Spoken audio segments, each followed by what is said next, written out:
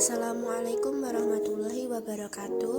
Di sini saya akan mempresentasikan materi dengan judul Alat Evaluasi Pembelajaran Kurikulum Merdeka IPS GMI atau SD. Sebelumnya, perkenalkan, nama saya Winjayanti Melda Pratiwi dengan NIM akhir 3219 dari kelas PGMI 5D. Baik, selanjutnya mari kita simak materinya. Yang pertama adalah pengertian dari alat evaluasi pembelajaran. Alat evaluasi pembelajaran adalah aktivitas atau proses mengumpulkan data maupun informasi yang terdiri dari banyak dimensi. Terdapat prinsip dalam proses evaluasi, yaitu yang pertama berkesinambungan, yang kedua objektif, yang ketiga kooperatif, yang keempat komprehensif, dan yang kelima praktis. Selanjutnya, jenis-jenis alat evaluasi pembelajaran. Yang pertama, tes tertulis.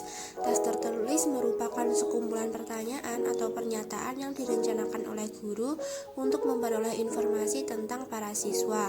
Yang kedua, tes perbuatan atau tindakan. Penilaian dengan tes perbuatan atau tindakan adalah tes yang disampaikan dalam bentuk lisan atau tertulis dengan pelaksanaan tugasnya dinyatakan dengan perbuatan atau tindakan penampilan.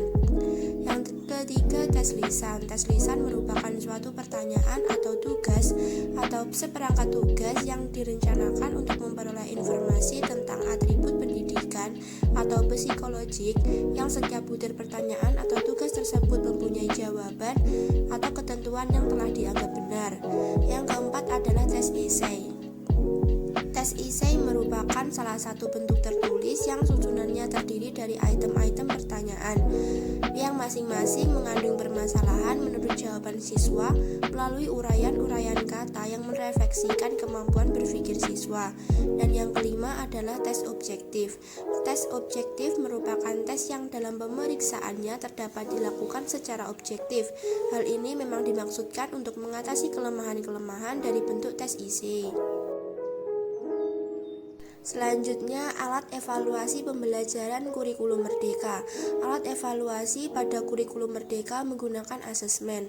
Asesmen adalah suatu proses atau kegiatan yang sistematis dan berkelanjutan untuk mengumpulkan informasi tentang proses dan hasil belajar dari siswa untuk mengambil keputusan berdasarkan kriteria dan pertimbangan tertentu. Selanjutnya, jenis-jenis asesmen pembelajaran pada kurikulum merdeka. Yang pertama, terdapat asesmen formatif. Asesmen formatif bertujuan untuk memantau dan memperbaiki proses pembelajaran serta mengevaluasi pencapaian tujuan pembelajaran.